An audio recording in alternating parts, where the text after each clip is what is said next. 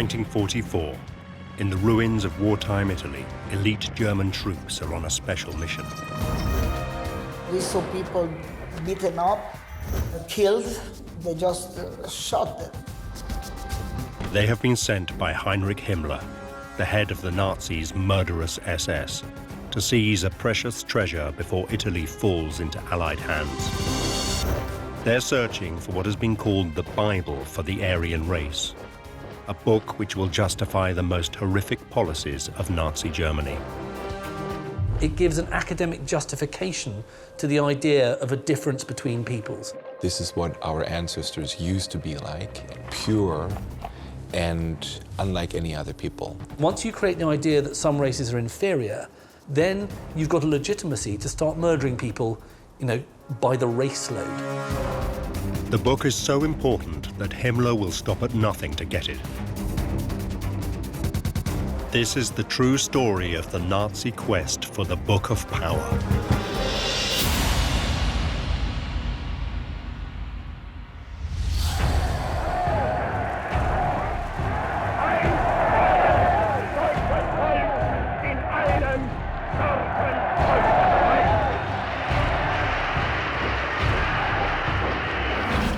In January 1933, Adolf Hitler took office as the Chancellor of Germany. But his hold on power was not as secure as it seemed. The Nazis had won less than half the popular vote. The nation was divided, and he needed to unite it. You've got, in the middle of the 20th century, a country that only really exists as a concept because it was, until just a few years before, in real terms, just a collection of very, very small states. How do you unite these people? Well, the way to unite them is to create a mythology.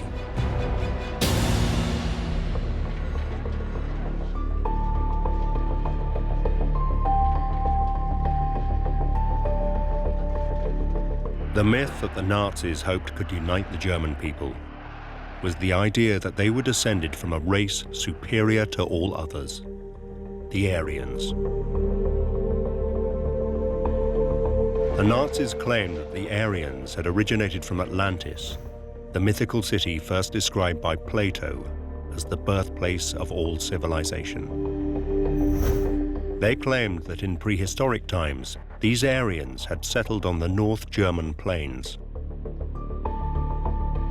They were said to be a race of tall, flaxen-haired warriors who uniquely possessed the genius to create civilization.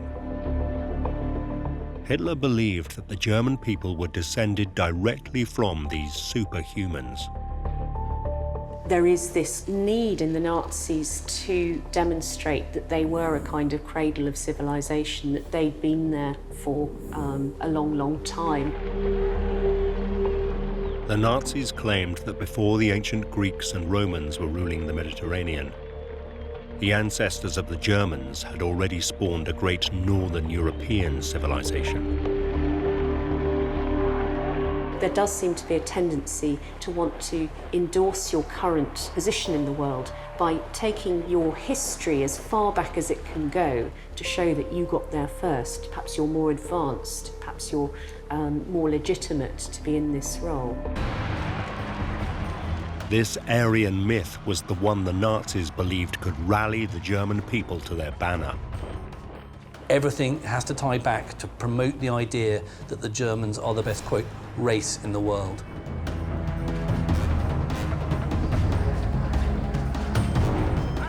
But the fly in the ointment was that there was no proof that this master race had ever existed. But an ancient manuscript was said to exist which supported the Nazis' ideas.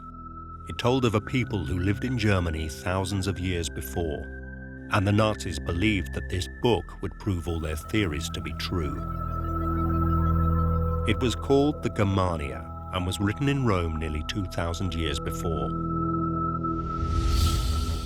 In the 1st century AD, the Roman Empire was reaching its height, stretching from Africa and the Mediterranean to the lands of the Britons. But the Germania told of a group of people in the north of mainland Europe who even the Romans could not quell. A people called the Germanen. In 9 AD, one of Rome's most famous generals, Quintilius Varus, led an army of 3 legions to conquer the Germanen.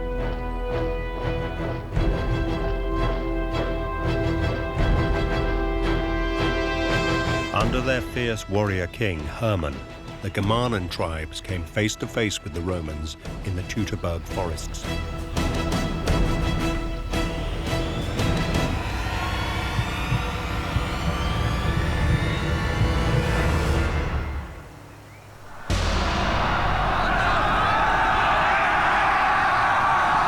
There, they dealt the mighty empire a devastating blow. All 3 Roman legions were wiped out. Germany for the Romans was a very emotive place, precisely because of this disaster in AD 9, where this general Quintilius Varus lost these 3 legions. So great was the disaster, the Roman Emperor Augustus conceded that the Germanen were just too ferocious to be quelled. Augustus decided that Germany should not be pushed further as a conquest. And that was a very powerful message to send out to subsequent emperors. It's daunting, it's forbidding.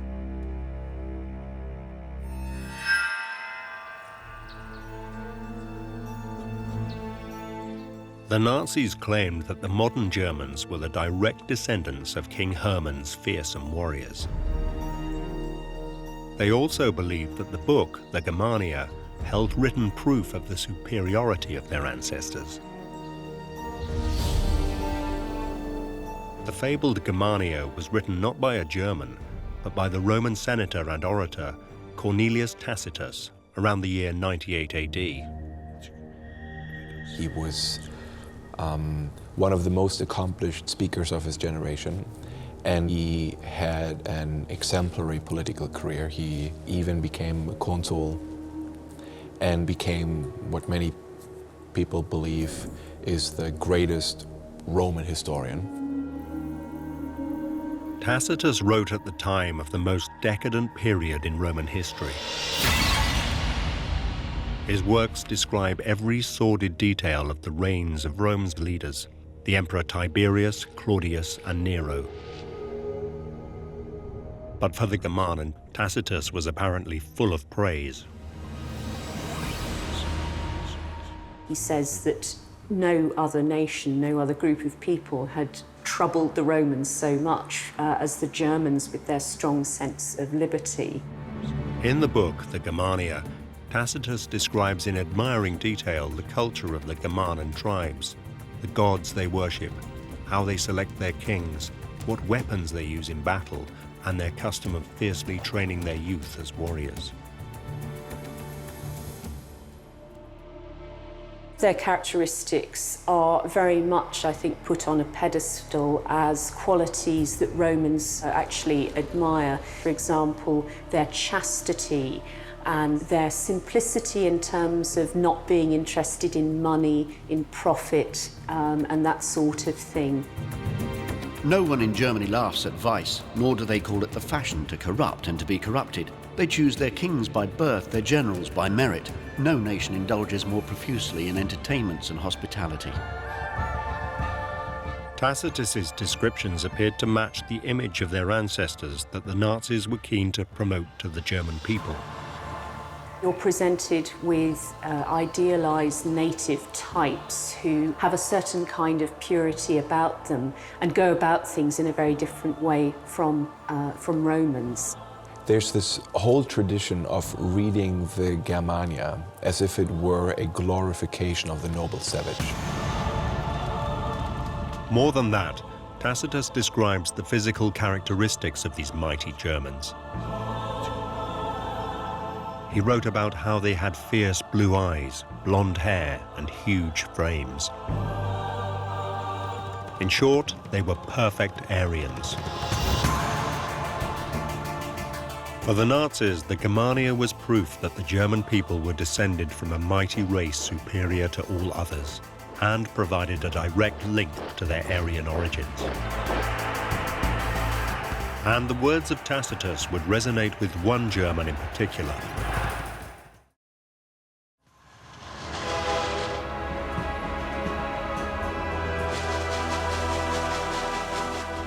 In 1924, a young failed chicken farmer called Heinrich Himmler read the Germania on a long train journey and would be inspired by the words of Tacitus. There he found, written by a Roman historian 2,000 years before, many of the things that he already believed in, so he basically found them confirmed. After reading the Germania, the young Himmler confided to his diary, I was lost in the glorious image of the loftiness, purity, and nobleness of our ancestors. He wrote down in his diary that he hoped that the Germans would be so again. So it had a huge impact on him. Himmler would go on to become one of the most powerful men in Nazi Germany.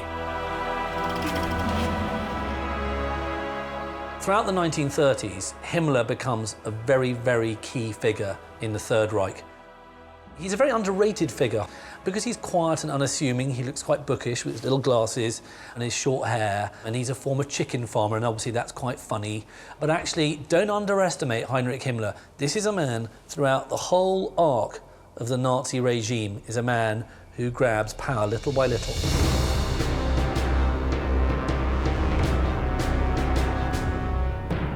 Himmler rose to be head of the SS, a fearsome paramilitary organization which controlled much of the Nazi state. And Himmler would shape his SS in the image of the warrior race described in the Germania.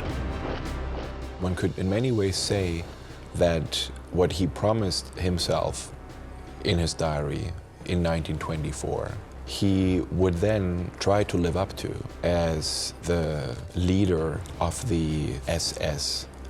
He himself conceived of the SS as the vanguard of the future Germanic Empire. But more than that, Himmler believed the words of Tacitus didn't just have lessons for the SS, but for all true Germans.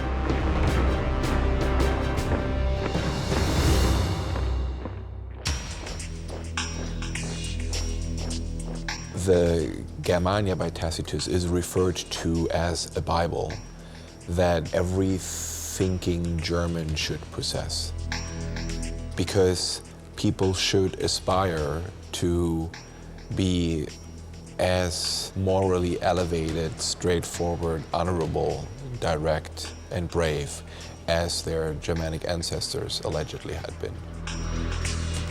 Himmler wanted the Nazi state to be a reflection of the ancient German society described by Tacitus. Just as in the Germania, children were taught to swear loyalty to their leader, in this case, Adolf Hitler.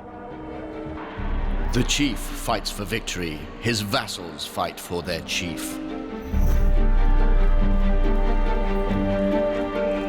Students were taught to be like their warrior forefathers, even wrestling and exercising with weapons. Naked youths dance amid swords and lances that threaten their lives. Experience gives them skill, and skill again gives grace. The Honor Cross was awarded to women who bore many children, as this was something much admired in Germanic society. The offspring reproduced the strength of the parents. And in the policy of Lebensraum, German people were told that the lands of neighboring countries, which had once been the home of ancient Germanic tribes, were rightfully theirs. But beyond even that, Himmler would use Tacitus to justify the most evil of all Nazi policies.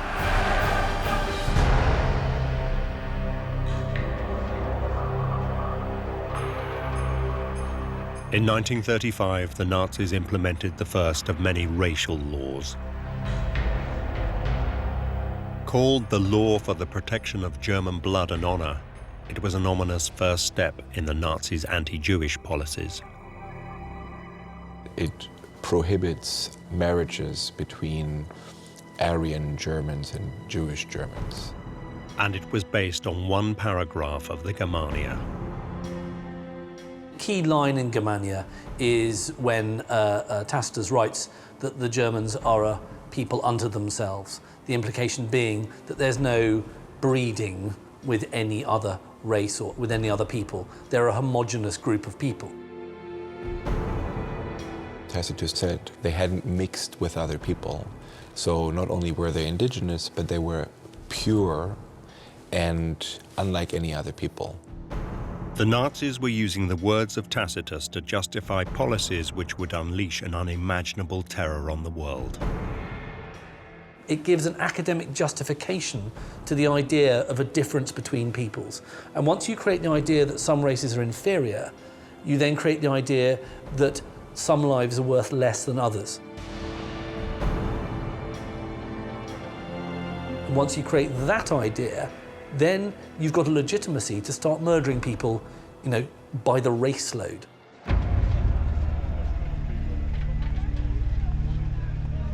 In other words, there is a direct link between their interpretation of the Germania and the Nazi death camps.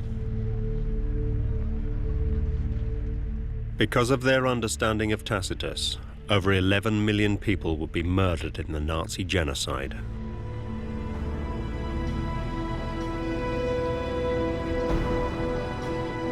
That's how disastrously influential that particular paragraph was.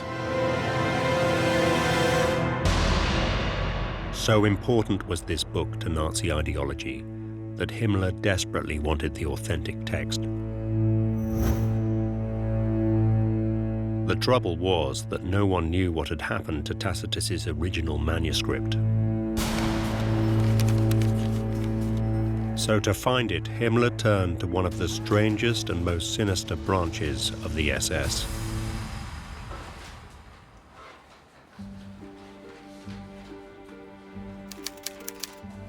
It was known as the Unravel and had been created by Himmler in 1935. Unlike the Germanic warriors who made up the rest of the SS, the Unravel was an institution made up of academics. If you want the classic example of how the Nazis manipulated intellectualism and academic behavior, you can go no further than look at the Unravel. This was an institution set up ultimately by Himmler to research, quote-unquote, German ancestry. And it was to look at how you could construct a mythology of Aryanism and Germanic culture. The Unravel were charged with rewriting history to help Himmler to prove that the Aryan Germanic people were superior to all other races.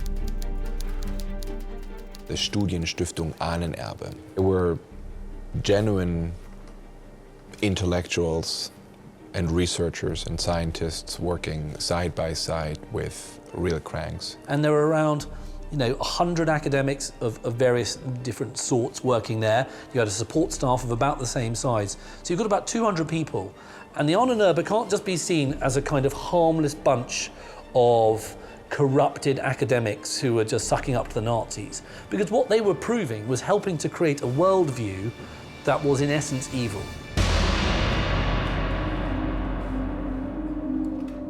On Himmler's orders, the Unravel began to search for Tacitus's lost manuscript.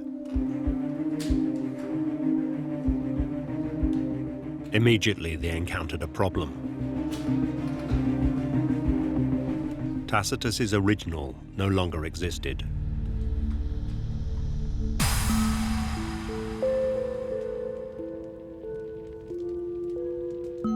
In the collapse of the Roman Empire and the ensuing centuries of the Dark Ages, many precious documents were lost. But a glimmer of hope remained. The Unravel discovered that the manuscript had escaped the fires of Rome. And at some point in history, A single, perfect copy of the original text had been made. But this too was missing. Well, the survival of classical texts is often a very, very random and hazardous business. The fact that we can read the Germania today dates back to the fact that there was this one manuscript which was copied. It was said that a travelling Italian scholar had made this beautiful word-for-word copy of the Germania in a monastery in southern Germany in the mid-15th century. This copy of the Germania became known as the Aeschines Codex. And that's the copy that Heinrich Himmler was trying to get his hands on. Because it's as close as you can get to the written account of the Germanic past.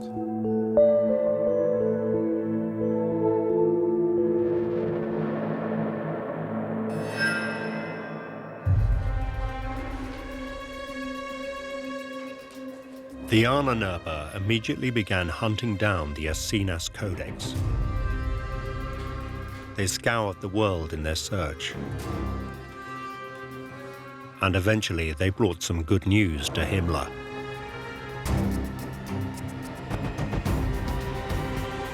In 1936, they reported that the book he so desperately wanted had been found.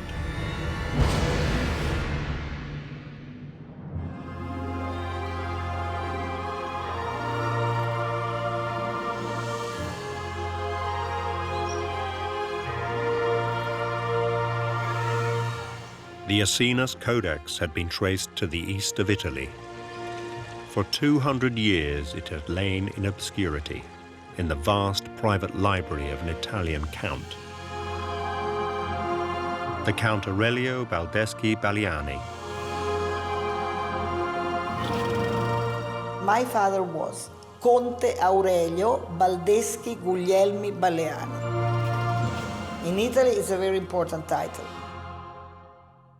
My father had 3 houses. One is this villa where we are now.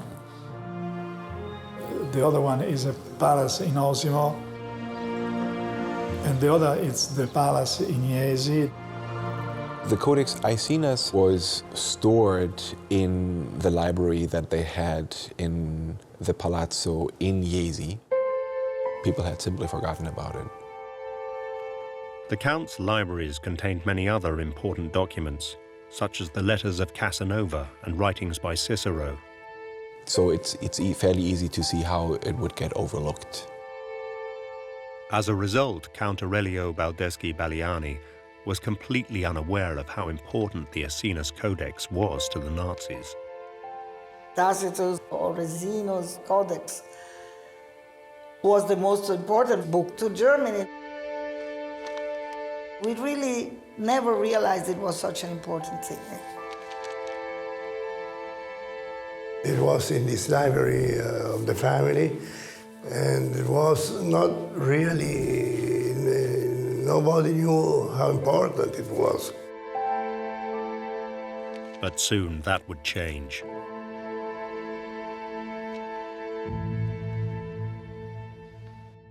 Prima di tutto l'agricoltura, che deve trovare sbocchi per I prodotti ubertosi delle vostre terre.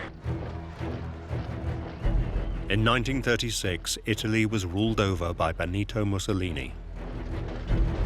Like Hitler, he was another fascist leader.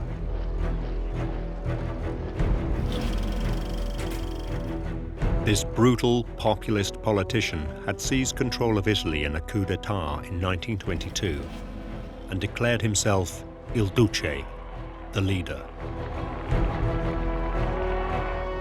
And since coming to power, Hitler, the German Führer, had been carefully courting his Italian counterpart. Now, on Himmler's request, Hitler petitioned the Italian dictator to obtain the manuscript and present it to the Nazi state. It seemed that Mussolini was more than happy to oblige. Mussolini thought, well, if Hitler wants this book very badly, it's a good idea to give it to him, to try and take it from the family. Himmler was convinced that it was only a matter of time before he would have it in his grasp.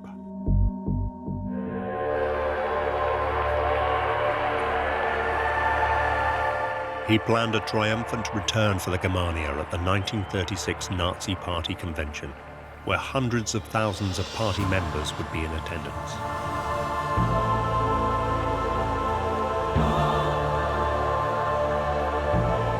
An enormous Germanic room was built with huge panels featuring quotes from Tacitus, and above the door was a quotation from Hitler himself.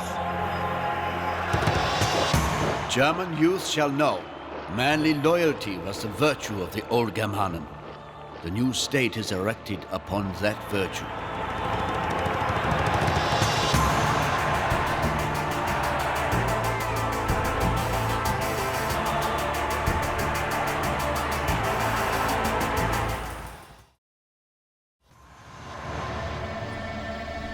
But Himmler hadn't reckoned on the stubbornness of the Count Baldeschi-Balliani.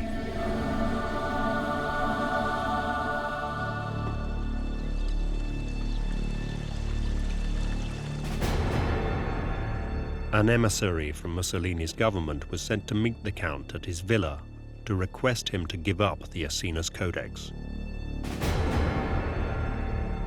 But the Count Aurelio Baldeschi-Balliani was not used to being bossed around. Mussolini wanted to give it to Hitler as a present, but my father actually didn't like fascism. He didn't like Mussolini. The Count thought Mussolini was ridiculous, and he had no time for the pompous upstart's demands. So he refused to hand over the book. He didn't want to make Mussolini too happy. He didn't want to make Hitler happy. I mean, he didn't want to give it away. I was always proud of my father for everything. Just to say no and just to be very nonchalant about it. I think that demonstrates courage and intelligence.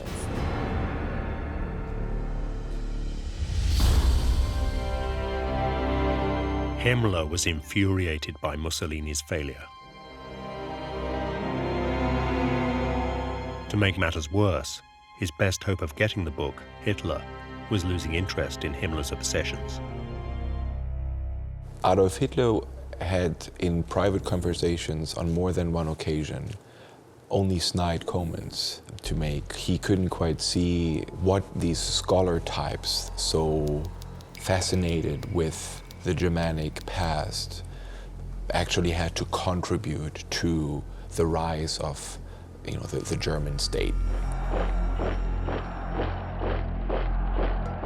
Himmler liked surrounding himself with all this mythology, whereas Hitler thought this was going all a little bit too far.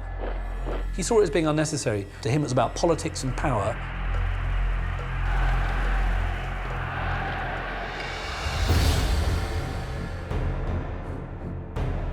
But Himmler refused to give up. He continued to put pressure on the Baldeschi-Ballianis, sending his own emissaries to meet with the Count. The interest in the book was very, very, very strong, and so they made several attempts to try and take this book from us. Finally, after 2 years of mounting pressure, Count Aurelio made a concession. The Germans couldn't have the book, but they could at least have a look at it.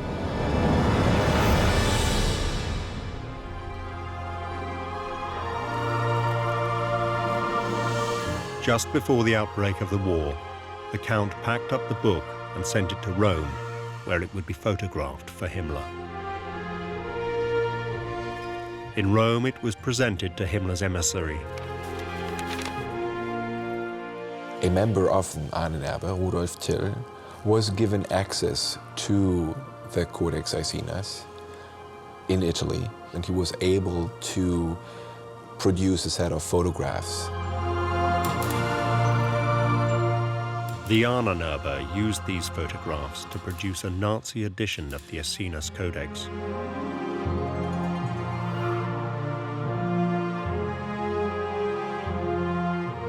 Himmler even wrote the foreword himself. The future will only be granted to those who understand the stock of their ancestry.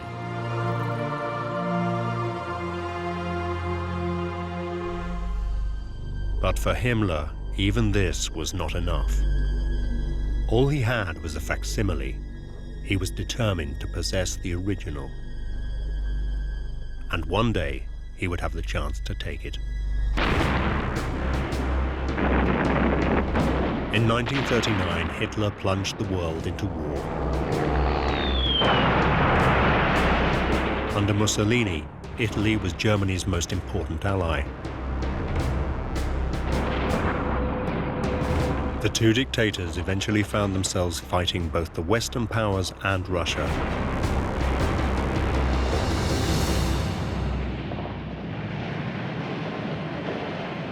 After 4 bloody years, the tide of the war turned against the fascist nations. In 1943, Allied forces landed in the south of Italy.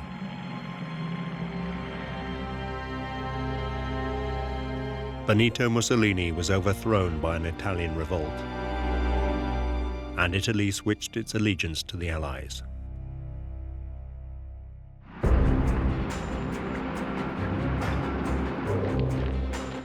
To shore up his southern flank, Hitler was forced to send German troops into Italy. Himmler now saw an opportunity to seize the Asinus Codex from the Baldeschi-Balliani family. So with the German advance, Himmler now sent an entire unit of his own SS troops to the region, with the express purpose of tracking the book down. But where was it?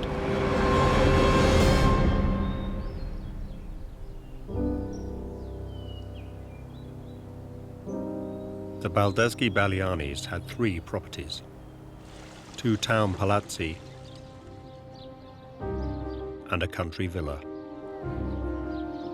The book could be in any one of them, or none of them. First, Himmler's soldiers were sent to the Balliani's main residence, his villa outside the town of Jesi.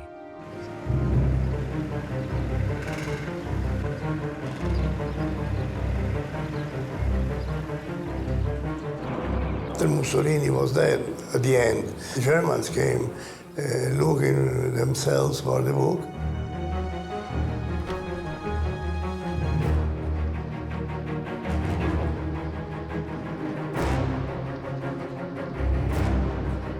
But they found the villa empty.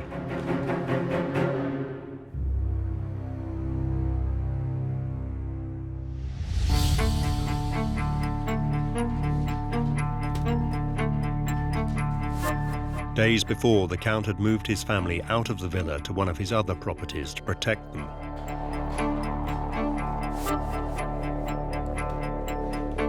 But Himmler's troops did discover one thing. The Count's servants had taken everything of value from the villa to another of his properties, his palazzo in the town of Jesi, only a few miles away. The Count's treasures had been smuggled out in agricultural carts, hidden from the Germans beneath piles of farm produce. There were many cars that were going at that time in the center of the town of Jesi, so lots of things were hidden under the wheat and under the grapes. Could it be that the Asinus Codex was among the valuables?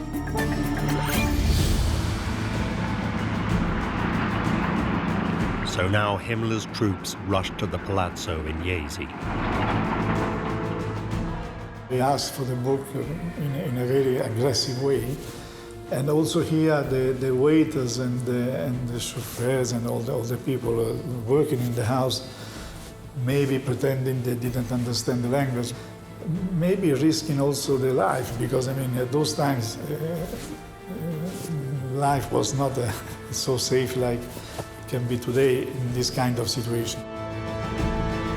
But once again, Himmler's troops found nothing.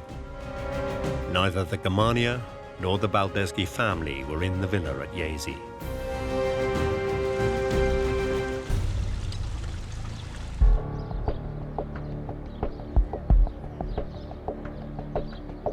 Himmler's SS now turned their attentions to the third of the Count's properties, another palazzo 30 kilometers away in the town of Osimo.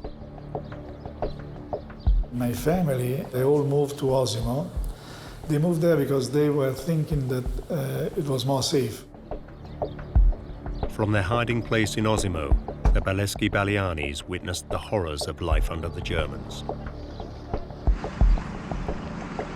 My brother and I used to look from the window and were really petrified because we saw people beaten up, killed. They just shot them. And so that was really a very, very horrible thing to see. And my parents didn't know we were seeing it, but I mean, children, you know, they climb up on a window and look down.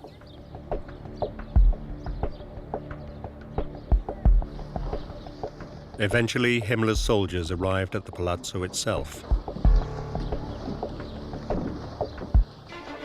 It was all locked, the house. They knocked at the door. They were knocking at the door. I remember this very vividly, and I remember how scared we were that they could break down the door and take my father and kill him. As the Germans searched the palazzo, the family hid in the cellars below.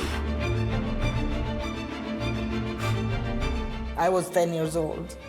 My brother, one was 9, the other was even less. It was a terrible experience. We spent 18 days down in the cellars without ever coming up. Himmler's soldiers scoured the house. But they never found the cellar door, and the Belleschi-Baliani family remained safe. So did the book.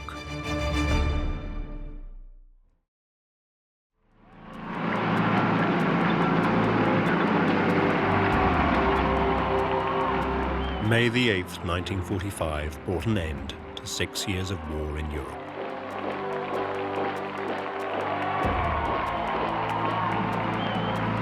The Nazi dream of a 1,000-year Reich based on the foundations of an ancient Germanic culture had come to nothing. Hitler had shot himself in his Berlin bunker. And Heinrich Himmler swallowed a cyanide capsule whilst in British custody. This is the house in Lüneburg where Himmler committed suicide. In that room, the most despicable of all German criminals contrived to take poison.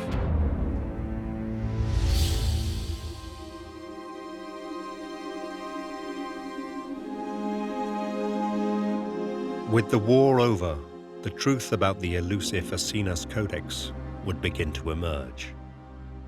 Did this book really justify the Nazis' murderous policies? And anyway, where was it?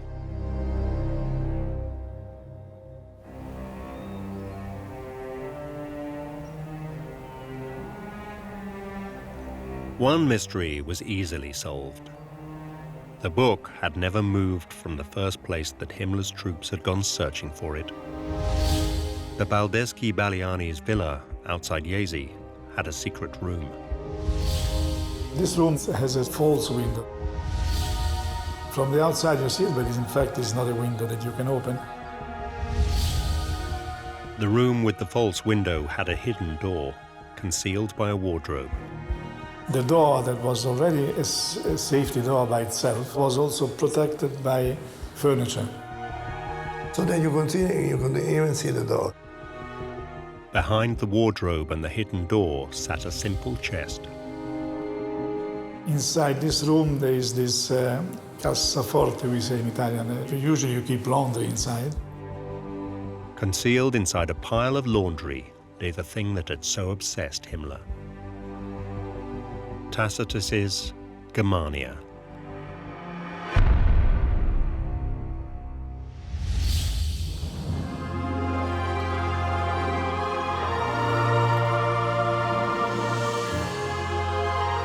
With the threat of the Nazis gone, the Baldeschi-Balianis no longer had to hide the book. The Italian government now recognized it as a national treasure, and the Baldeschi-Balianis would display it with pride in their library in Jesi for the next 20 years.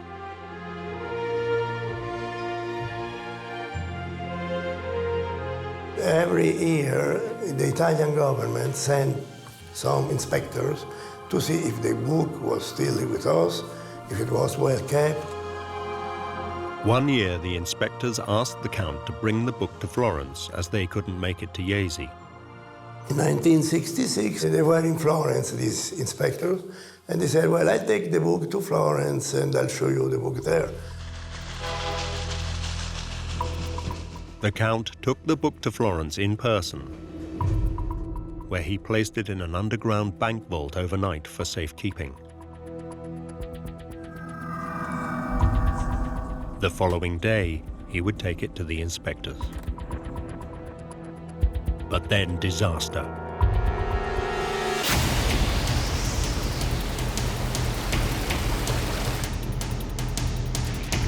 That was the night of the flood in Florence. November the 4th, 1966, saw the worst flooding in Florence's history. And water found what Himmler never could.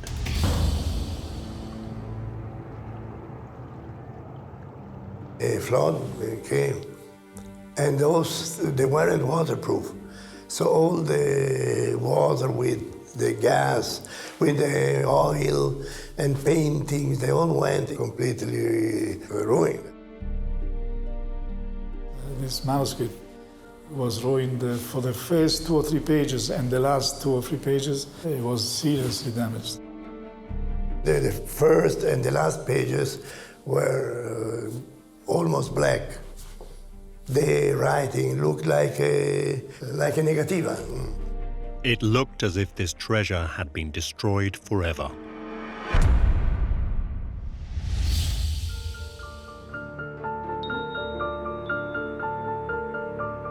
Months of costly and painstaking restoration followed,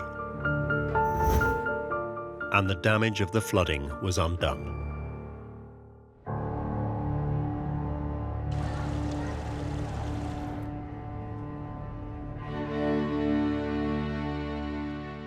Today, the Essenes Codex sits in the Biblioteca Nazionale in Rome.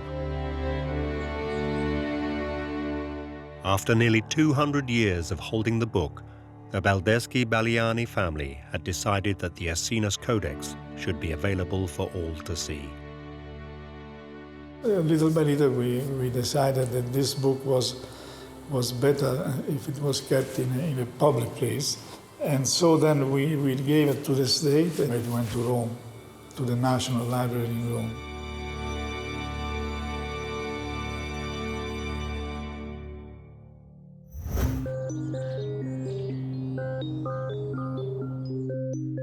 Now that the oldest version of Tacitus's manuscript can be studied by experts from all nations, a very different picture of the ancient Germans than that promoted by Himmler has emerged.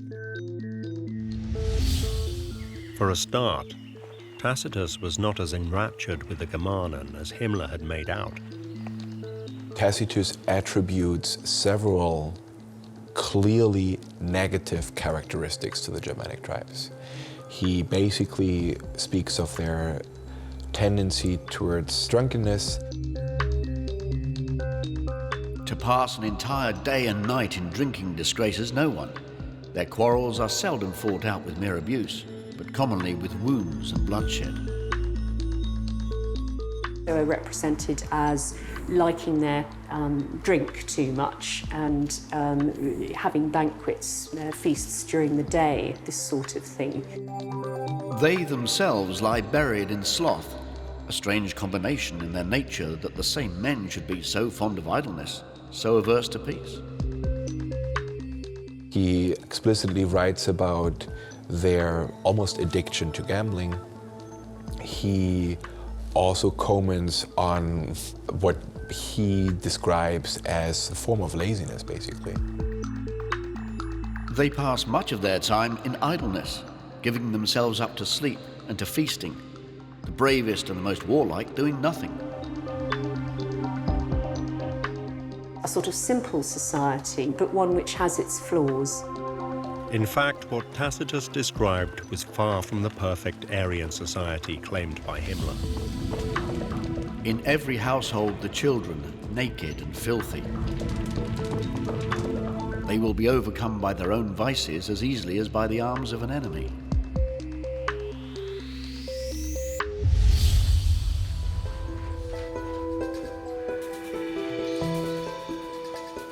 It has become increasingly clear that the Ahnenerbe had only taken from Tacitus what they could use to support Himmler's theories of Germany's noble Aryan ancestors.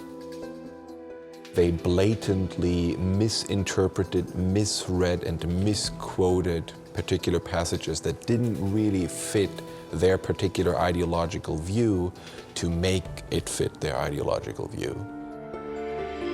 They've been highly selective. They've taken little bits of it, primarily around chapter 4, where he's talking about their racial purity, their blue eyes, their blonde hair, that sort of thing. And they've taken this work and very much, I think, made it what they want it to be.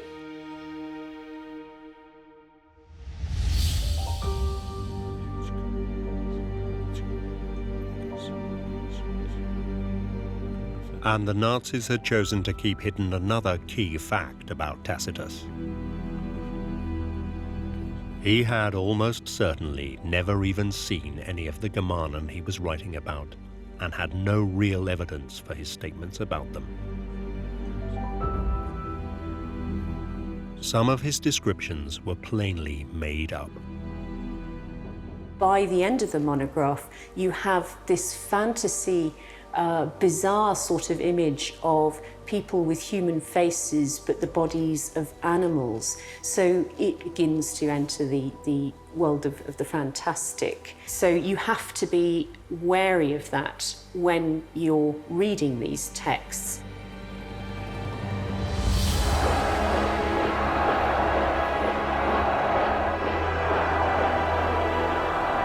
Himmler also willfully ignored another fact. Modern-day Germans could not be the direct descendants of the Germanen.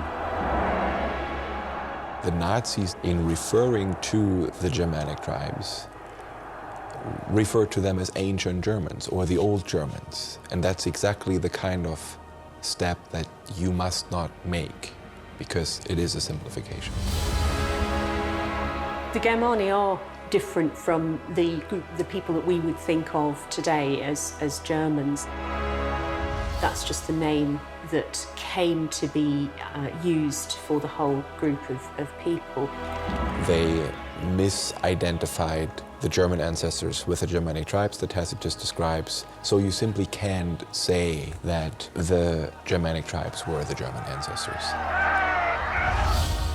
The truth was that Hitler's Germans were descendants of many different peoples, not a single ancient tribe.